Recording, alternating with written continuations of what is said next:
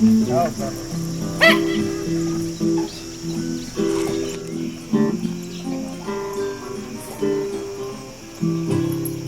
my bucolic life, every city stripe. Horses, chicks, and dogs, they are my neighbors. I cook and some spin, and move the horses into the barn. Then time to move them out again. Red barns, green pastures, beautiful farmhouses. The view I see each day when I arise. This life pleases me, as it is plain to see. I'm living my bucolic life.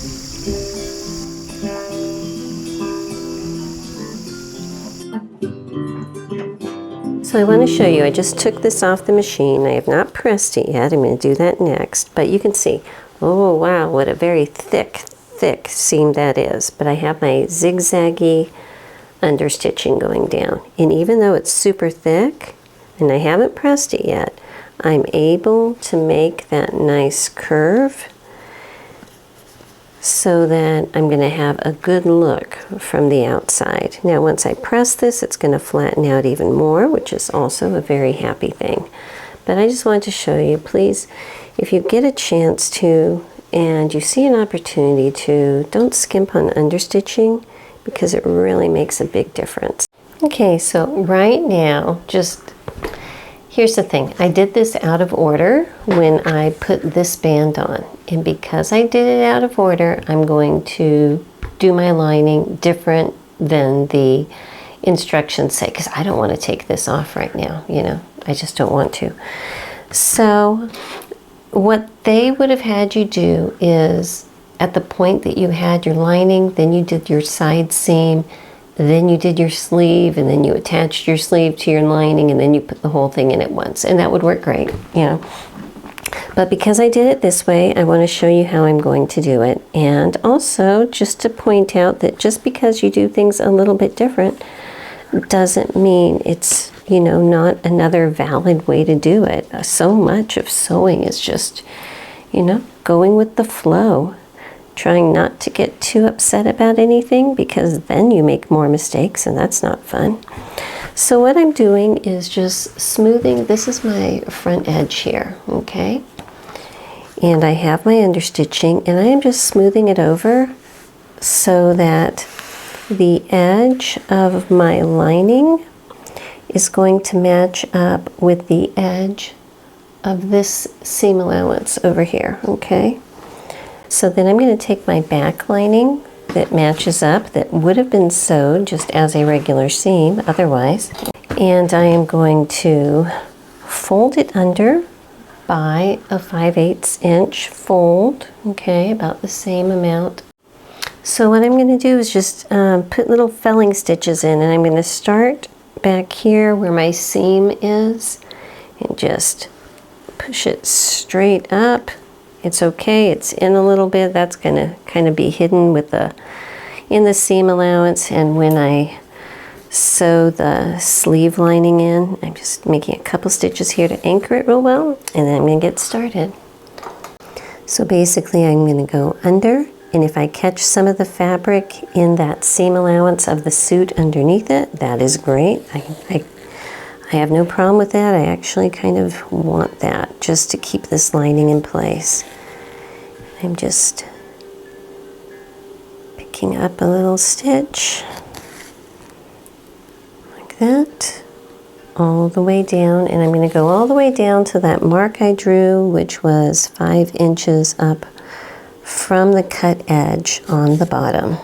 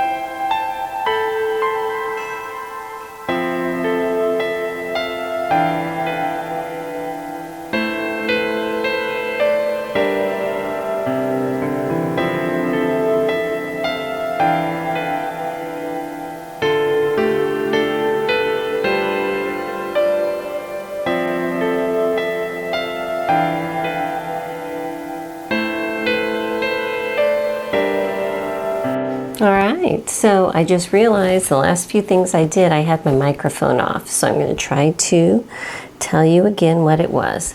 First thing is I went ahead and ran kind of like a top stitching on the edge, but I used red thread, see if I can get it to focus, and I ran it right here as close to the gray as possible.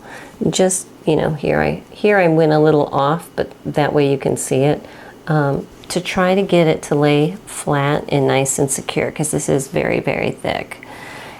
And, you know, it is what it is. Once again, reiterating, I would not use this ribbon. If you have the chance, if you have the opportunity to make this jacket, don't use this ribbon. Use a contrasting fabric to cut out your piece and use a smaller ribbon and make the smaller ribbon Petersham, not grosgrain.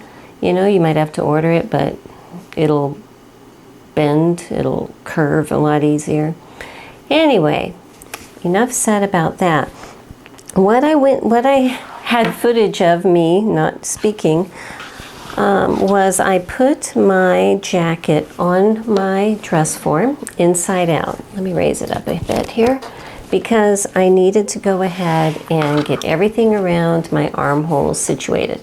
Now, understand that the directions have you do it a different way, and I'm not doing it that way because I went out of order, but this way works too.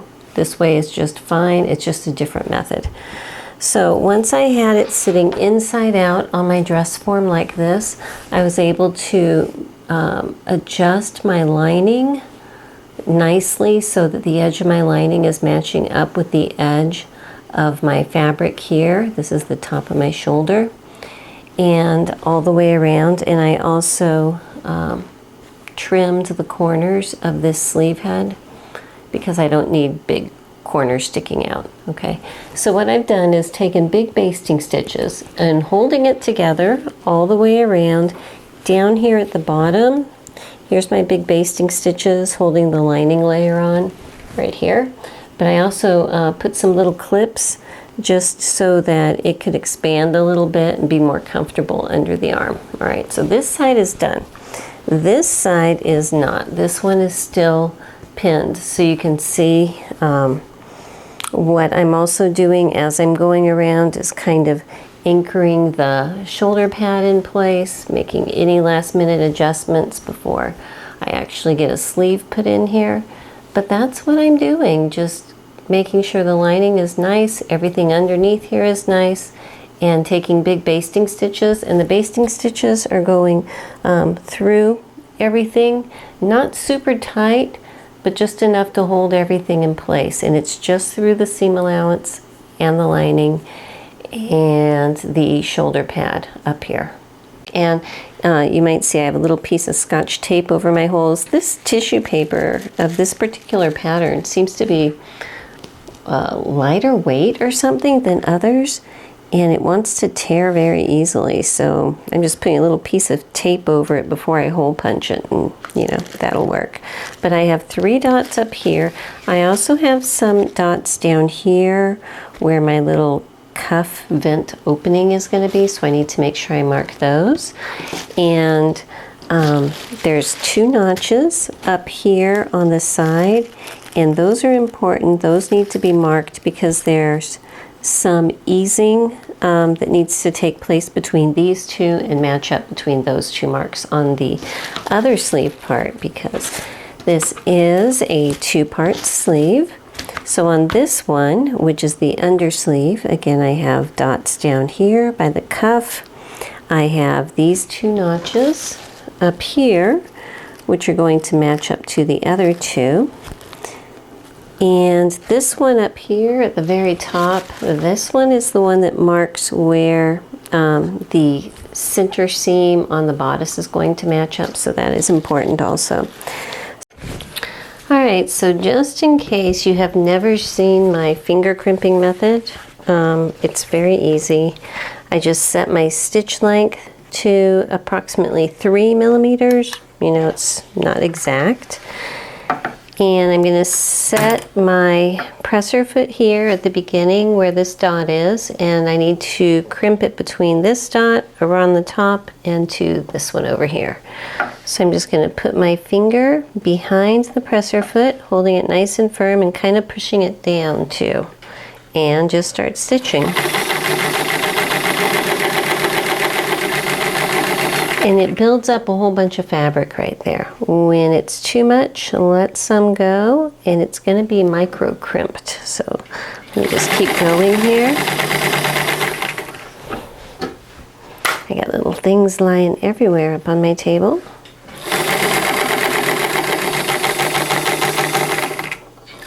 Okay, so now I can pull this out. And you can see it has little bitty crimps on it, which is just enough to make a nice little sleeve head.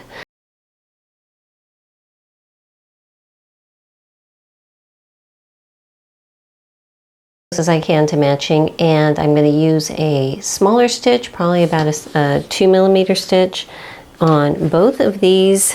What do they call this piece here? They call it the upper sleeve. So now that I have these reinforcement stitches in, I can clip up to that corner because it's going to need to open all the way up, but don't clip through your... Alright, so now I am going to start pinning my two sleeves together. Lay them opposite each other so you can make very, very certain that you will end up with two different sleeves when you're done, you know. That happens. So I'm matching up my two notches, and you know, one set is like that much bigger than the other, so I'm just splitting the difference of the ease and putting a pin in the middle. Now this dot in here that is just diagonal to this corner, this is the upper or lower sleeve. This is the lower sleeve that we did not do the stay stitching on. That dot matches up with one over here that we did stay stitch on. Okay, so I'm just going to stick a pin through both of those and anchor them together here. Okay, and so what I need to do is sew these at 5/8 inch. Let me just, it looks like there's a little bit of easing up here also. From this top notch up to the top, look at that. There's some, I think there's some easing up here too. So I'll just, you know, let the feed dogs ease that in. And when I say let the feed dogs work it in, what I mean is if you have some fabric that's gapey and some that's not, okay? When you're sewing it, put the tighter one on top, the looser one on the bottom, and just hold it a little bit firmer, and as it feeds in, those feed dogs underneath will just work all that little extra in. You can do that for actually quite a bit of ease. So this is plenty. That will work out very well with the feed dogs. So I'm going to start up here at 5/8 of an inch, come all the way down to that dot. Don't go farther than that dot on both of these sleeves. Okay, so this is what we have here. This seam is sewn. I have not pressed it open yet, but what I need to do is come in here and press this whole part open. All right, this little bit, here's the diagonal we cut, that little bit gets pressed up along that reinforcement line. This bit over here gets pressed out again at that 5/8 inch reinforcement line. And this larger flap here is going to get folded back. It doesn't say how much to fold it back, but my gut says to do it also at 5/8 inch or thereabout. All right, I can't find anywhere in the instructions where it might say to clip this, but it looks like it in the diagram, and I really need to. So this part that has the larger part, I am just slicing straight in, following this top edge, getting it pretty close to the seam, probably about 1/8 of an inch away, because I need to be able to fold this whole part over, okay? So on the right side then, since I have clipped that, I can move this over, and what I need to do is kind of line these up. I'm going to put a couple pins up here at the top, and it says to slip stitch this together. So this little area right here that comes across the opening, that's like this flap underneath that flap, this little part here, and it's really hard to tell from the diagram, but I think it's just this. I don't think it's coming down. I believe it is just the top part up here. Okay, so now that this is all stitched up, I am just going to fold my sleeve in half, match it up, and sew the remaining seam here at a 5/8 seam allowance, stick a sleeve roll inside of it, and press this seam open. So what I want to show you is the way that I'm going to be putting these sleeve linings into my jacket. So at this point, this sleeve is just like we saw it last time, where I have put big basting stitches around the armhole, just holding the lining in place and kind of tacking everything else in all the way around, clipping the bottom so it opens easy, and it's ready to go. So I'm going to take my sleeve that I just sewed together, and at this point I have my threads still hanging off my crimping stitch up here, because if I need to, I can always pull a thread like a gathering stitch to cinch it in more if I need. I honestly do not think I'm going to need to do that, because you can see how much it's turning in. So I am just going to go ahead and clip these. You don't have to do this. You can leave them on a little longer if it makes you feel like you're not quite sure of the fit. So I am turning it right side out. Make sure you're using the right sleeve for the right side. And the vent opening on the sleeve and the vent opening on the lining will match up if you do, okay? I am sliding my sleeve, which is inside out, into my lining, which is right side out, and just pulling it straight up. And at this point, I am going to just start matching things up by turning under my edge. So I can see here's my little dot that matches with my top shoulder seam right here. So I'm just turning it under, you know, probably a little bit less than 5/8 honestly, but if you have a little bit extra, that's okay. And pinning it on. I'm going to match up the main points. The bottom, if you remember, there's a dot down here in this bottom undersleeve, and I am actually going to make a few little clips in the seam allowance down here just to make sure everything's going to turn nicely. Fold that, and this bottom mark matches up with the underarm seam. Okay, pin that there. And I can also match up very easily where this seam here, there's a corresponding seam on the jacket underneath right here, so I can match that up.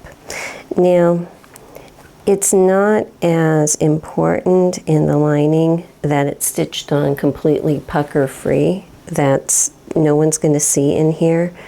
So if you are putting it on and you have areas that look like they have a whole lot more ease than what you thought, just the first thing I would do is take off the pins next to it and just try to average it out. And then when you stitch it on, you can just make it work that way. So let me finish pinning this. And again, I'm just pinning it so that I am completely hiding where I baste stitched it, folding it under. And like I'm going to put a pin right here to cover this up. But when I'm actually sewing it, I can make my little last second adjustments, okay? Okay, so I have it pinned all the way around, and you can see, especially up here at the very top, I have some areas where I'm just going to have to work in that extra as I'm stitching it. You know, so it's kind of like that up here. But with each stitch I take, I'll work it in. So I want to show you this one. This is the one I have already finished, so you can see I'm just working that in. Now when I stitch it, I'm making little felling stitches, whip stitches, whatever you want to. It's not going to be seen. And I'm coming in and I'm actually catching a couple threads from this part underneath here. And I like it that way because what it's going to do is keep the lining very, very secure. So when you put your arm in and out, there's no chance that the whole sleeve thing is going to pull out because it's set in there, okay? And it's going to actually help protect the edge of that sleeve head and of the shoulder pad and everything and keep it nice. Okay, so with my lining attached up here at the armhole, what I'm going to be doing now is working on the hem. So what I've done is I have turned under the raw edge by about 5/8 of an inch. And honestly, this would be easier to do before you attach on here if you need to iron it. Since I have magic sizing on here from before when I ironed my fabric, all I had to do was turn it and run my fingernails under it and it'll keep that crease. So I'm not worrying about that, but you know, do what you need to do.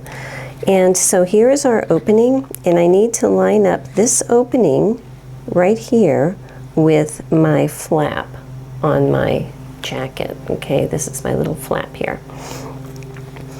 And making sure that all of that is nicely in line, I'm going to raise the edge of my coat lining up so that it is probably about an inch showing here, okay?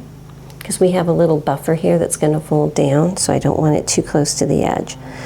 So lining up the edge, folded edge of this side, and you can see which one I'm talking about here, I'm just going to pin it next to this edge. And again, we're going to be hand stitching because that is life at this point. And the same here, I'm going to raise it up, and it is on the other side of the flap. And same thing on the back. So I've just flipped it over and I can match up where this seam is going to line up with this seam, and I'm going to place it also about an inch above the bottom edge. Okay, wow, I got a lot of thickness going here. And then just even everything out in between. And I need to come back and hand stitch this to my jacket. And I'm going to do it so that my stitches do not come all the way through. I want them just to be in here. All right, so I have all of my little stitching done. And then I come in here and I kind of hold it upright, pull it, tug it, adjust it and everything. And you should get a nice little fold. Don't let your lining go beyond your cuff though, okay? I'm trying to keep mine, make sure mine is in about a 1/4 inch above. I'm just going to put a few pins and make sure that I have my edges on the right sides, you know, you can see that. And then just come back and also make some little stitches on this. Now this will be visible. So I need to make sure I do neater work on this one. And I have some up here. I'm just going to try to match that. You know, they're about 1/8 of an inch apart, pretty small felling stitches. And I'm going to do those all the way down here. All right, so I wanted to show you what we have so far. So this is with everything in there. We have nice shoulders, very stable. And when you come down here to the sleeves, you know, the buttons are just sewn on. There are no buttonholes there, but they look nice. And there's a little flap. And then when you turn it up, what you're going to see is the little fold there. Everything's stitched in nicely. Really secure. So the last thing as far as the construction is to deal with the hem down here. And we're going to handle it somewhat similar to the way that we hem the sleeves. Okay, so the first thing I need to do for my hem is I have it opened up down here. And I had a little bit of top stitching right there, so I just pulled that out at least 3 inches because I want an 1.5 inch hem, okay? So now that I have this opened up, my understitching is still here. I want that so that I can fold it this way, all right? So my understitching is going to pull this edge over, and that is perfectly good. I want that. And I'm just going to put a few clips here. Now this is going to be insanely thick to sew over, so I'm just going to take my time on my machine. And hang on one second, let me put a clip here. So I'm going to stitch it at the amount that I want my final hem to be. Let me just double check then at my level, my hem level, and I will be drawing a line here just to make sure I stay on track and that both of my sides are going to match up. Okay, so I have my little line and my clips, and I'm going to do this on both of the front sides, you know, opposite of course, but open it up and stitch it across here at 1.5 inches up. I'm not worrying about all of this, just from this point over. Okay, so I have this sewed here, and I realized after I sewed it that you just like over in this part where we did not sew the bottom 5 inches, I should have done that with this lining here. So I am just going to, before I clip and flip anything, just unpick the little seam that's holding the lining to the jacket here and lift it up, you know, about 4 inches or so that I can do what I need to do down here. Okay, and so now I'm going to do some trimming because this is like super thick and I need to get all of it out of the way.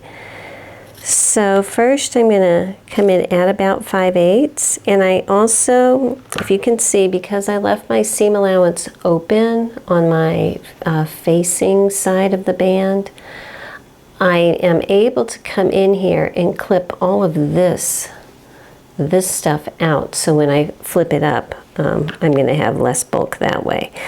So because this fabric is very fray-ish, I'm going to try to be very careful, but I do love being able to cut some of this out because otherwise there's no way I could turn it. And let me get the bulk of this off, hang on. Down here in the corner, I'm actually going to get very close. I am going to try to get within about 1/8 of an inch of down here in this corner. But I don't want it to unravel, okay? So what I'm going to do is glue it together, all right? So I got my, you know, standard dollar store clear nail polish. You know, you can use fray check, you can use glue, whatever you need to. And I'm just going to coat these little threads here with it and let them sit for a minute and get to know each other because I don't want it to unravel. And while I have it, I'm actually going to coat this little side here. That can't hurt. What I need to do now is flip this right side out. And I'm going to get my handy dandy metal chopstick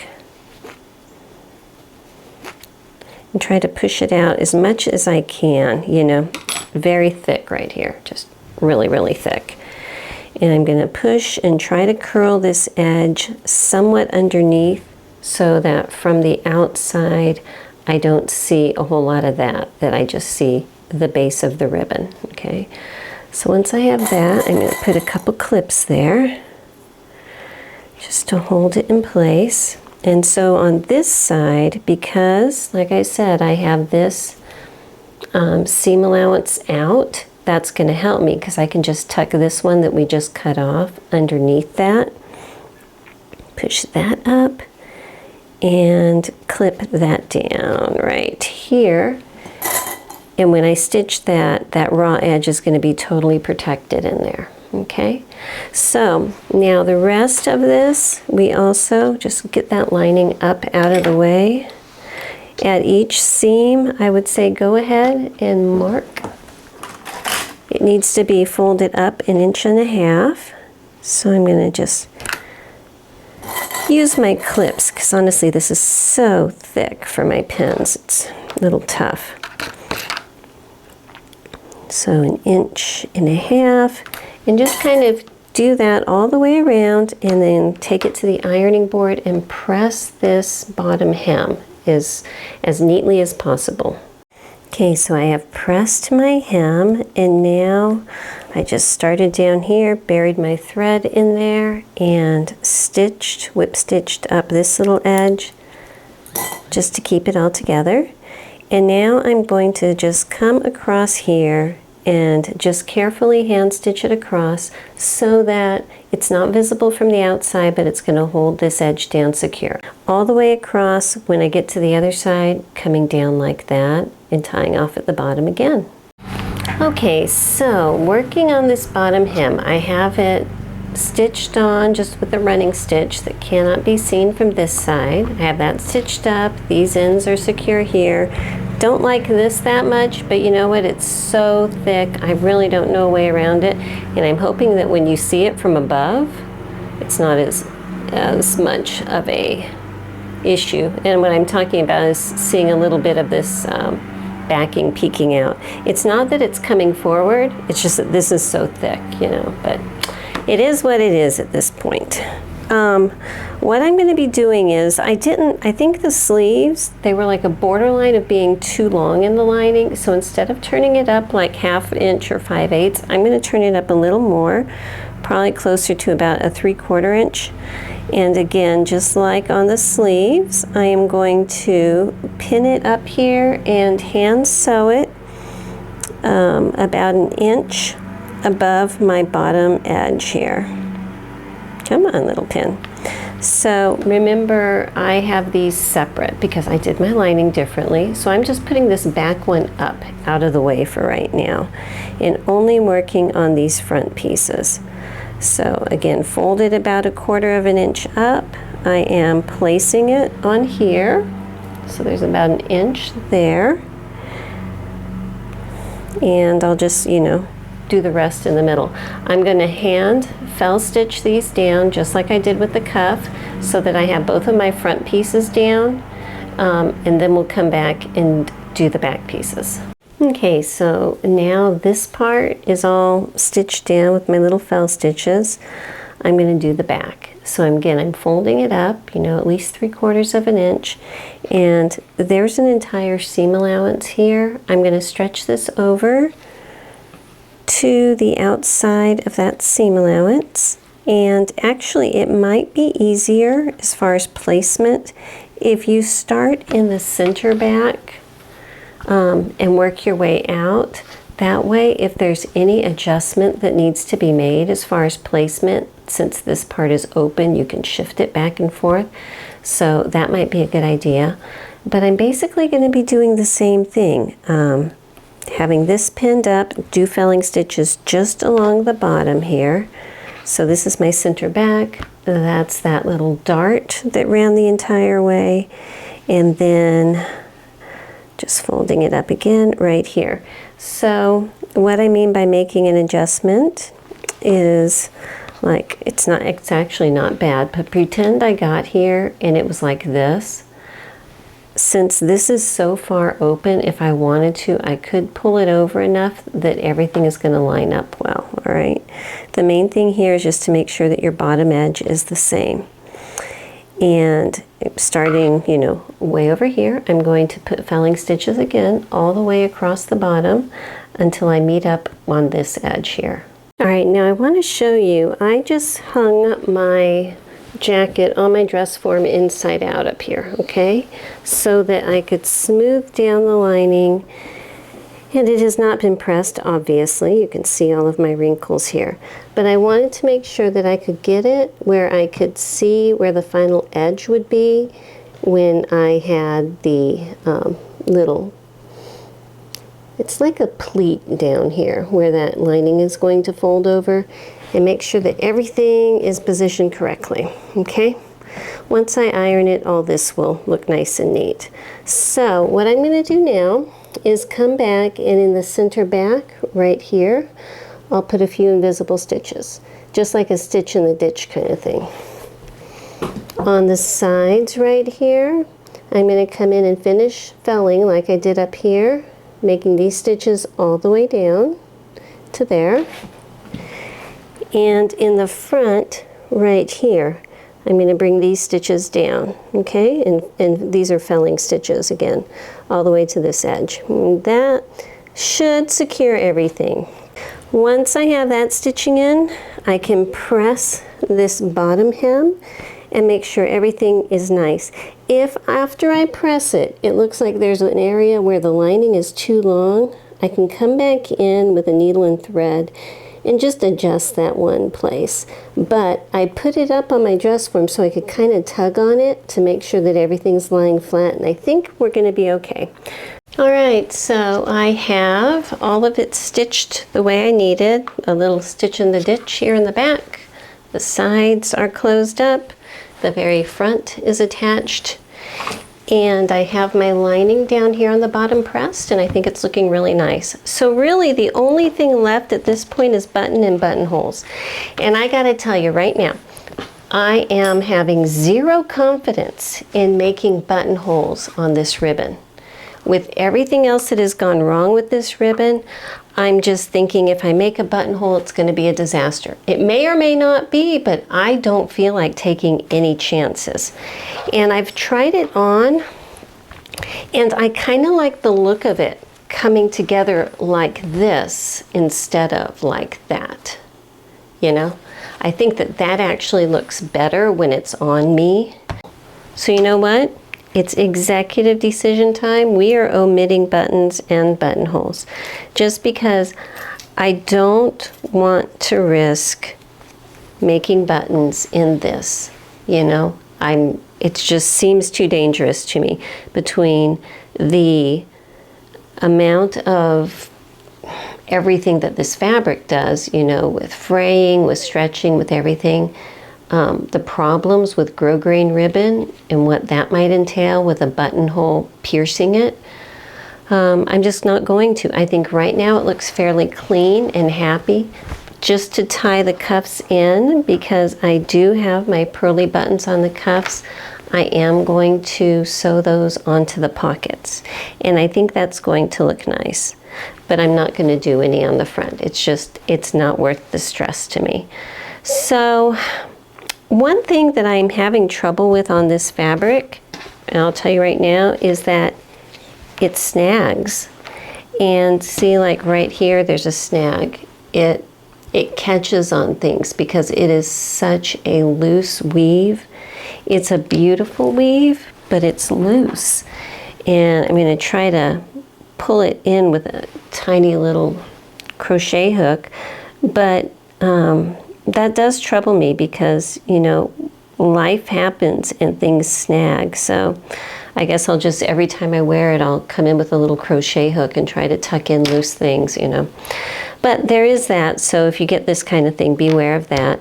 So yes, I'm going to sew on these buttons. There will be 3 up here and then the 2 lower pockets. I guess I could technically sew, okay, so that brings up another point. I could sew the buttons on here. I could put buttonholes over here and just not cut them open. I could do that, you know. But I'm not going to. There you go. When next time you see it, we'll do the reveal.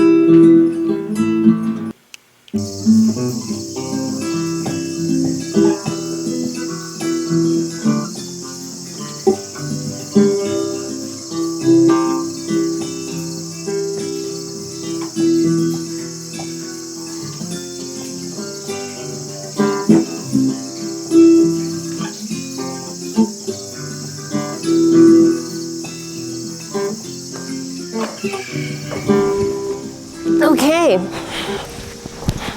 all right, so it's done, and you know, mixed feelings, but overall I think that the jacket fits well. The jacket is comfortable. The fabric is comfortable. The lining is comfortable. The construction of it, this ribbon part almost sent me over the edge, but you witnessed that. I tried every way I could think of, and I tried other ways off camera. I just wanted to give you a hint of the ways I tried with that back neck, and it just was not going to happen. The only way I would ever do this again is if I did my band in a contrasting fabric and skipped this 1.5 wide ribbon, and then, sorry, my cat's rubbing on the tripod. Hey, and use Petersham for the narrow one, or some other trim that curves easily, okay? I think there's some really beautiful trims that just do really, really well, so I might do that. But the way that I did, oh, there's a bee. Sorry, that was a honeybee. We have many. Okay. The way that I did the lining is different from the way that the instructions have the lining, and the way the instructions putting in the lining would work. Just saying, it would work. But I jumped ahead when I first sewed this, and it actually ended up, move a little bee, working out okay, because, too many bees around here, because when I have this part here sewn, I really needed to have that seam allowance pressed towards the lining to make everything work at the hem. So it all worked out. You can either do it their way, do it my way. My way, I believe, works better for thicker fabrics. And the nature of this is that it's supposed to be a stylish but warm jacket, you know? So a thicker fabric is probably going to be the norm for it. I have mixed feelings about some things, but I would say overall I am very happy with it. I think it looks very sharp. I could pull it together. You know, it's not a matter of size for the buttons. I could overlap it and place those buttons and it would close. I'm just, after everything with this, I am just so skeptical about the stability of grosgrain ribbon with buttonholes that to me it's not worth the danger of cutting into it and having it fray out like crazy. But it's a lovely jacket, and I'm really glad I made it, because now I have something on the classier end, classy but casual end to wear into places. So hope you enjoyed this epic adventure, and I'll see you next time. Bye-bye.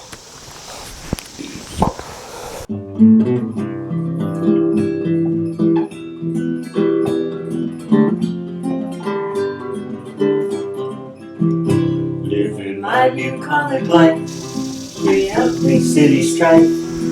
Horses, chicks, and dogs, they are my neighbors. I cook and some spin, and move the horses into the barn. Then time to move them out again. Red barns, green pastures, beautiful white houses. The view I see each day when I arise. This life pleases me, as it is plain to see. I'm living my bucolic life.